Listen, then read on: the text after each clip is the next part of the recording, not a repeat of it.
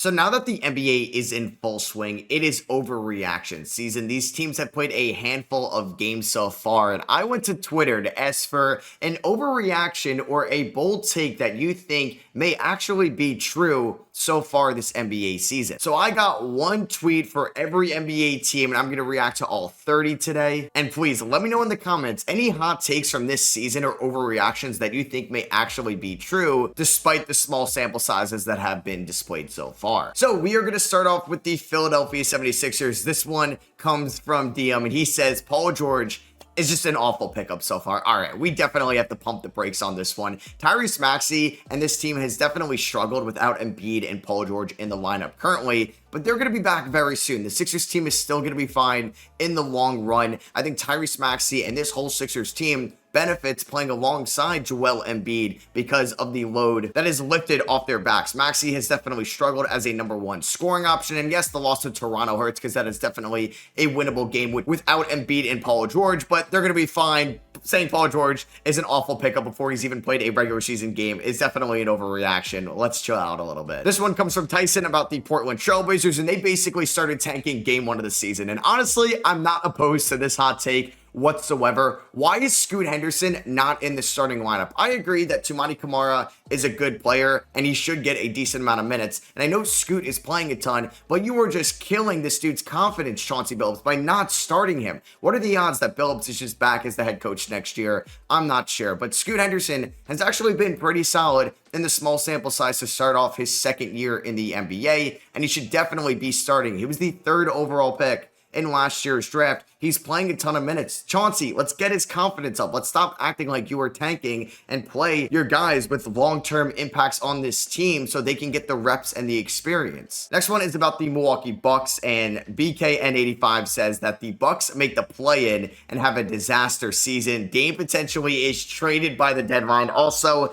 another hot take that I think we need to pump the brakes on the Bucks. While I don't love their bench whatsoever, and they definitely need to add somebody throughout this season, they can't just rely on Pat Connaughton, DeLon Wright, Taurean Prince, Bobby Portis as these complimentary guys in an off-the-bench role, and they definitely need to find somebody else. I don't know if it's signing a Markelle Fultz or Lonnie Walker or somebody like that, but I think the Bucks are still going to be okay. I still think that they're going to end up between the 3 seed and the 5 seed. They have Giannis Antetokounmpo, who when healthy is the best or second best player in the NBA in my opinion, but they also have Doc Rivers as their head coach, so maybe this guy's onto something. You know, Bulls fans have definitely had a rough, so we're going to have a couple ones coming here from Michael. He's going to say Zach LaVine is a 25 point per game all-star caliber player again, and teams will be reaching out in July to see if he's available. I agree with that. I mean, Zach LaVine was this type of player before he was injured last year, and last year was just a throwaway season for LaVine, and he was playing injured, and now that he's fully healthy, could show what he was like at that end of the 2023 season, where he was super efficient, he was a 3-level scorer, and I agree. I think the way he's playing right now, teams are definitely going to be calling Chicago,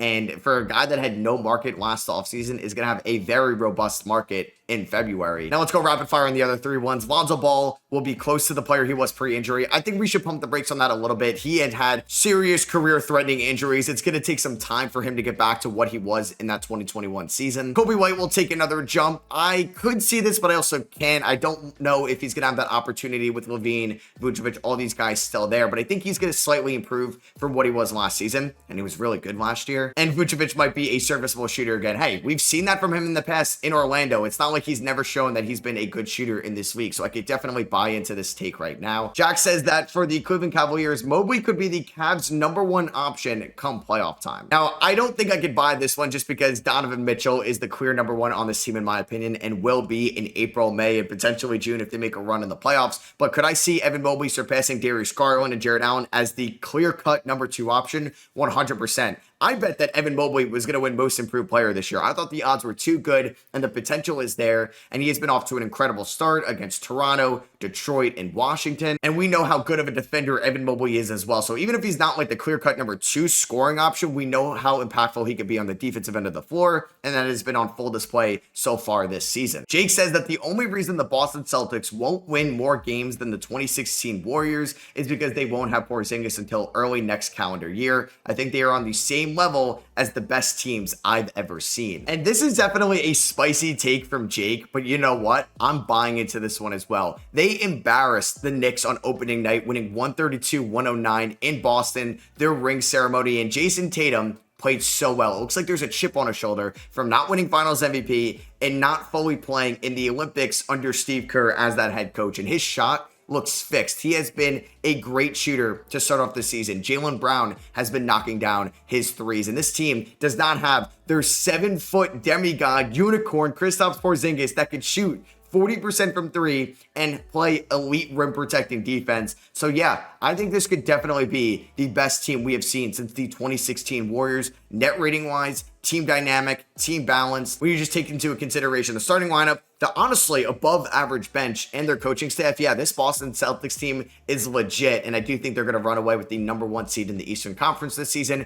which I'm okay with because I also predicted that in my preseason rankings. The next one comes from Danny, and he says the Clippers won't be as bad as everyone thinks. Although they lost against the Suns, they showed grit and potential for an elite defensive season. Harden and Zoo will put on their backpacks until Kawhi comes back in November. Hashtag biased Clipper fan. And this take is already aging fairly well because they just beat the Denver Nuggets 109-104 in Denver. And a lot of people thought Denver was going to be better than the Clippers this season, including me. So the Clippers have honestly impressed me so far this year. Ivica Zubac could be in the most improved player conversation now that he has a much more expanded role with no more Paul George, with Kawhi Leonard out, and he has looked so much better. He played 39 minutes against the Nuggets going toe-to-toe with Nikola Jokic, and he put up 24 points, 15 rebounds, and 4 assists. Chris Dunn has been an impactful player for them. James Harden played much better against Denver than he did in Phoenix, and there's a chance he could lead the NBA in assists. And Norman Powell has also been off to an incredible start this year, who's going to have a much more expanded scoring role with, yeah, no more Paul George and Kawhi Leonard out as well, like Ivica Zubac. So I could definitely see the Clippers being a very respectable fringe playing tournament team all season long. This one comes from Christian, and he says Taylor Jenkins can't coach. So when I was making my preseason predictions and I was coming up with 5 coaches that I think could get fired at the end of the year or just mutually part ways, there was a brief moment where I thought about Taylor Jenkins. Maybe the Grizzlies don't reach expectations, and maybe the front office looks to find a new head coach for the job. And yet they obviously had a bad loss against the Houston Rockets,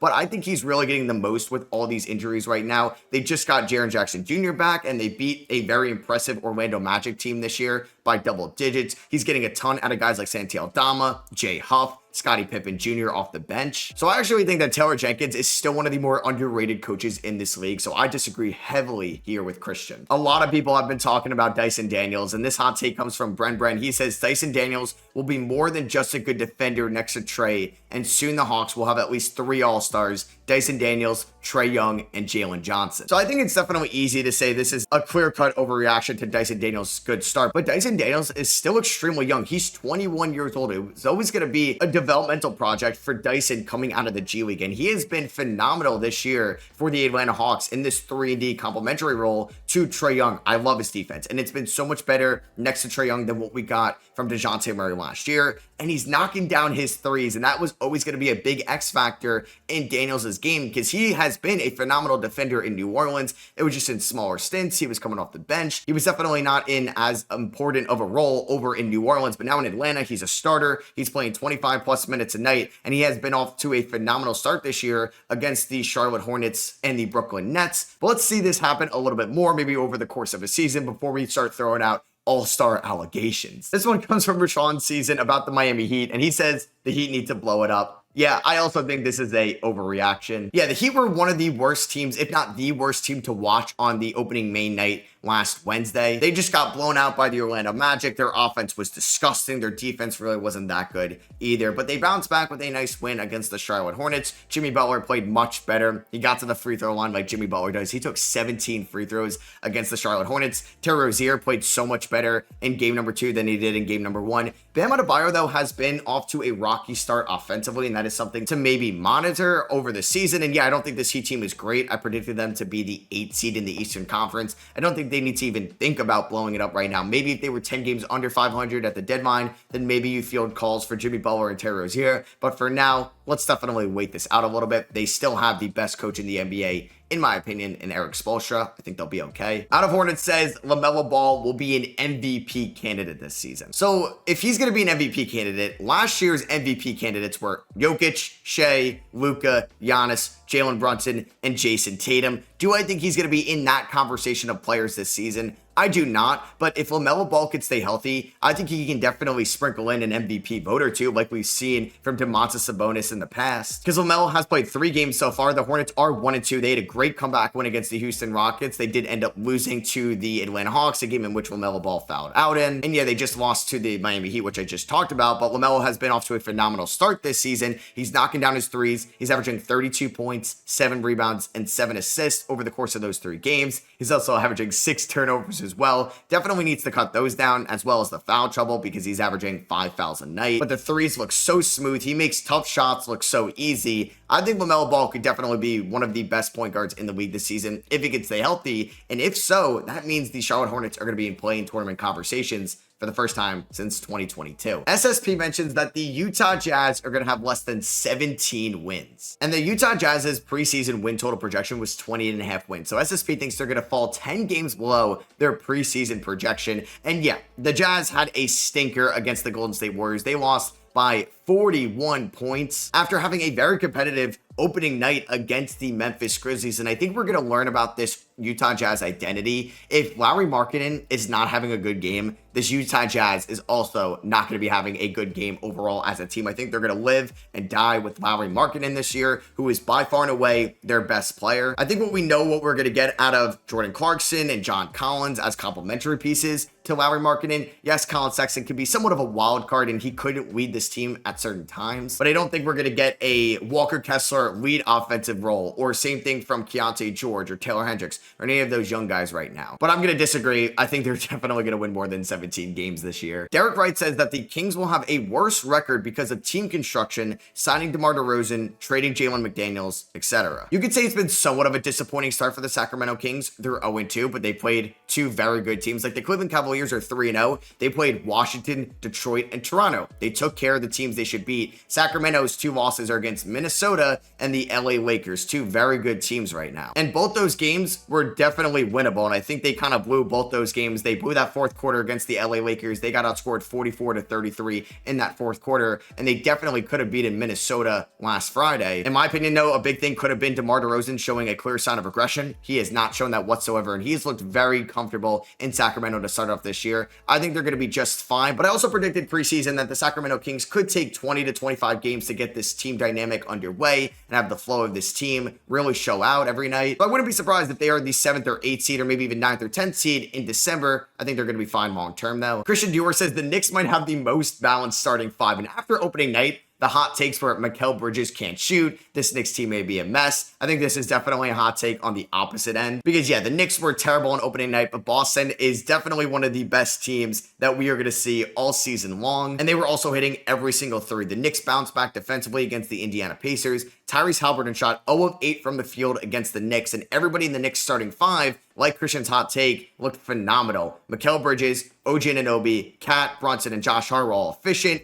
and great on both ends of the floor. Do I think they have the most balanced starting 5? No, but I do think they're number 2 behind the Boston Celtics. I think the OKC Thunder have a better team, and they have a better number 1 option in Shea, and a better rim protector in Chet, but the Knicks starting 5 may be more balanced. I think we're going to see a couple versions of the Thunder starting 5 throughout the year, so I think it's definitely Boston as the most balanced starting 5. Then I think you get into the conversations of the Thunder and the Knicks right after them. Yeah, here's definitely going to be a hot take all year long, which I am excited for. Austin says JJ Redick wins Coach of the Year. So the Lakers are off to a 3-0 start, and a big thing with Coach of the Year is narratives. Can you win if a lot of your players get hurt? Can you exceed preseason expectations? The Lakers preseason win total was 43.5 games, and a lot of people's predictions had the Lakers either the 7th seed, 8th seed, 9th seed, or 10th seed in the Western Conference. If the Lakers end the season with a top 4 record in a very competitive Western Conference, I think JJ Redick is going to win this award. And these 3 Lakers wins have been impressive against Minnesota, against Phoenix, and against Sacramento, All three of those teams are very respectable in the Western Conference. Anthony Davis looks like he could be an MVP candidate. LeBron James has shown no signs of slowing down, especially after that 32-point triple-double against the Kings on Saturday. He's getting a lot out of Reeves and Rui Hachimura so far. He does have to figure out the bench in a way over the course of the year, but he's just 3 games into his coaching career. I think JJ Redick is going to be just fine, and I agree with Austin. I think he's going to win Coach of the Year now. James Webb says that the Magic might be a top 3 team in the Eastern Conference. I don't think this is the craziest take in the world or the craziest overreaction, but I'm going to disagree with James. I still don't think they're a top 3 team in the East, and I could see why you could be bearish on the Philadelphia 76ers or the Milwaukee Bucks right now, but I still think those two teams over the course of 80 plus more games to go for some of these teams are going to be better than the Orlando Magic. But do I think Orlando could be the 4th best team in the East? 100%. They look great to start off the year, especially Franz Wagner and his outside shot, which was such a big X factor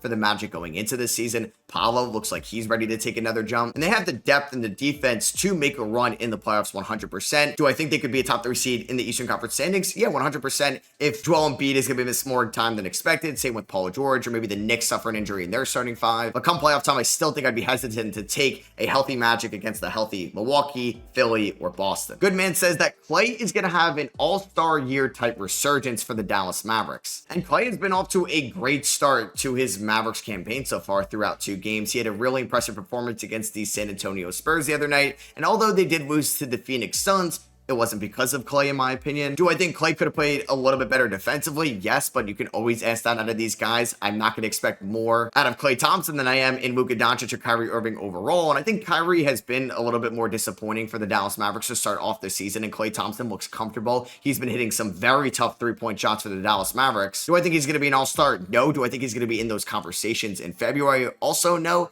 But I do think Clay is going to be a good player for the Mavericks and is not going to be showing up in those Shaq Celtic jersey memes whatsoever this year. Mr. Don says, trying to take this with a grain of salt because he was injured, but Nick Claxton just has not looked good at all since his contract. WWE moves aside, we ain't supposed to be good anyways, but it's slightly concerning how little he's been able to do on all areas of the floor. So yeah, in game number 1 against Atlanta, Nick Claxton did a hard foul on Dyson Daniels. He got a flagrant 2 and was ejected. And against the Orlando Magic in their second game of the year, he didn't start. I don't know if you guys knew that, but he did not start. He came off the bench. He played 20 minutes, and he was somewhat of a productive player that helped out with some of those lineup allocations out there. But yeah, I would say that Nick Claxton, based off getting that massive contract he got in the offseason, has been slightly disappointing so far. I think Nick Claxton could be a product of playing in a good system around him. So like Mr. Don, I'm going to be noticing Nick Claxton all season long, and if this contract is going to age poorly for the Brooklyn Nets, I don't think it's going to, but I'm definitely going to be keeping an eye on Claxton. Virgil Hawkins says that the Nuggets get the 6th seed and get bounced in the first round of the playoffs. 7th toughest schedule in the league. Jamal Murray's health and the lack of shooting can hurt them in the long run. Yeah, I think some people are hitting the panic button slightly on the Denver Nuggets, especially their bench unit after losing to the LA Clippers on Saturday. So losing against the Oklahoma City Thunder is fine, even though they did not look good in that game. It's the Thunder. A lot of people predicting them to be the top team in the Western Conference. But losing to the Kawhi Leonard-less Clippers at home when you were at full strength is a little alarming. Aaron Gordon has not played up to his standards this year. Same with Michael Porter Jr., and this bench unit for Denver has not looked good. Julian Strawther has been fine, but you would like him to be a little bit better based off the preseason he had. Dario Saric has been a disaster. Russell Westbrook has been maybe even more of a disaster so far. And it looks like Peyton Watson has taken a step back right now too. So Denver has to figure out their bench unit going forward. I don't know if that's adding a Lonnie Walker if they can, or a Markelle Fultz. I know that their owners have been cheap in the past to pick up these guys if it means they're going to have to pay more in luxury tax money. And I'm afraid Denver's only solution to salvaging this bench unit may have to be a Michael Porter Jr. trade, because you're not moving Jokic. You just re-signed Jamal Murray and Aaron Gordon, so you can't trade those guys. You may have to trade Michael Porter Jr. for 2 inferior players, but maybe it's just going to help out your depth in the long run. Maybe something like Michael Porter Jr. for Cam Johnson and Dorian Finney-Smith. I know it doesn't sound great on the surface level, but in theory, it may actually help them because, like Virgil says, right now, they probably are a first-round team waiting to get bounced. Joshua says that Tyrese Halliburton can't shoot right now, and honestly, I can't disagree with him. Halliburton on opening night for them against the Detroit Pistons went 6 of 18 from the field and 1 of 9 from 3. He followed up that performance against the New York Knicks, going 0 of 8 from the field and 0 of 7 from 3. That means that Tyrese Haliburton is 1 of 16 from 3 to start off this season. So I would be a little alarmed if I am a Pacers fan. I do think he's going to be fine, though. He was a good shooter in the playoffs. There was that stint last year after the injury that he wasn't a good shooter, but before that, he was a good shooter. He was great in his first year in Indiana, the Sacramento sample size, even the Iowa State sample size. There has been a long track record of Haliburton shooting success, and that's why I didn't panic for Mikal Bridges, for example, when he changed his jump shot and everybody's worried that he's not going to be a good shooter. Now, there has been too much of a sample size of him as a good shooter for him to suddenly forget how to shoot. So I think Tyrese Haliburton is going to be fine, but I wonder if this is going to become more of a consistency issue for the Pacers all season long, because then I would be a little alarmed if you're going to get these stinkers along with some great Haliburton performances and not more consistent play. The Flock is back says that Yves Missi has been the best and most ready NBA rookie big. And I'm going to agree with the Flock right now. Zach Edey has had a tough time adjusting to the NBA landscape. He's been getting into foul trouble to start off his career. Alex Sarr, it hasn't been great. Obviously, he's not playing in a good environment in Washington, and it was always going to take time for Sarr to develop in this league. But yeah, Yves Missi has definitely shown some flashes to start off his career, which the Pelicans definitely need, because their big man rotation right now is still not very good. And if Yves Missi can play productive rookie minutes like we saw from Derek Lively last year, that could definitely change the goal of this Pelican season. But I also want to give a shout out to Jonathan Mogbo of the Raptors, because I think he has done a good job too as a rookie big man. Aiden Fitzpatrick says that the Pistons will make the playoffs as the 6th seed, and Cade will win most improved player, averaging 23, 6, and 7. I'm sorry, Aiden, but I'm definitely going to disagree with you on both of your takes. I don't think that the Pistons make the playoffs as the 6th seed. They are 0-3 to start off this year, but the Pistons have been playing well in these 3 games against 3 good teams. They lost to the Pacers by 6. They blew that game at home.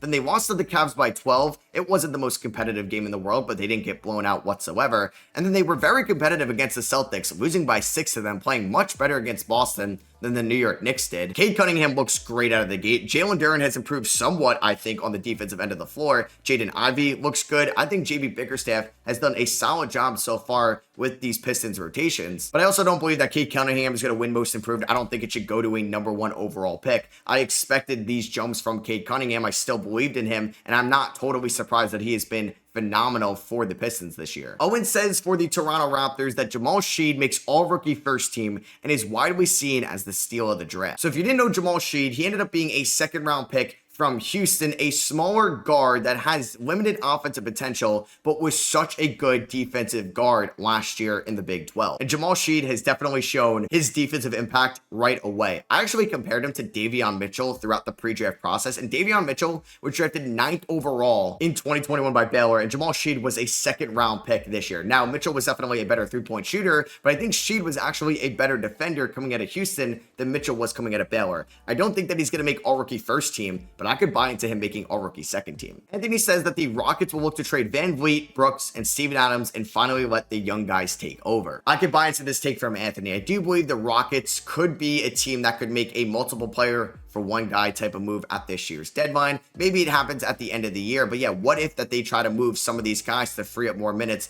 for Amen Thompson, who I think has been great out of the gate, or Reed Shepherd, who was obviously a beast in the summer league in preseason, or Jabari Smith Jr. This is a big year for Jabbar. So I do think the Rockets are too deep right now, and it's going to limit some of their players' potential and progression. So I could definitely see Dylan Brooks or Steven Adams moved at the deadline, or maybe out of the rotation as a whole. But I think Fred VanVleet will be too tough to move right now. Mark says for the Spurs that they will be another bottom 5 team, and Keldon Johnson is still the same shot chucker after the weight loss, and Devin Vassell is going down. So Devin Vassell is hurt to start off the year, and I still have a lot of Devin Vassell stock. I think he's going to be fine. I'm a little bit more out on Keldon Johnson as a player for this team in their long-term outlook, so I agree with him there. I think he was a little harsh though. But yeah, I predicted the Spurs to be the 3rd worst team in the Western Conference. I thought the Utah Jazz and the Portland Trailblazers were going to be the only 2 teams worse than them. So honestly, I could definitely see them being a bottom 5 team. I have to watch Harrison Barnes and Zach Collins play notable minutes for this team. And I don't want to admit, but Chris Paul has not been fantastic to start off this year. And these guards at his size don't particularly age too well. For the Suns, Hank says that the Suns should blow it up and start it over. So I think this is like an overreaction that we talked about with the Miami Heat before. The Phoenix Suns had a nice win against the Dallas Mavericks on Saturday, and they are going to be fine as a respectable team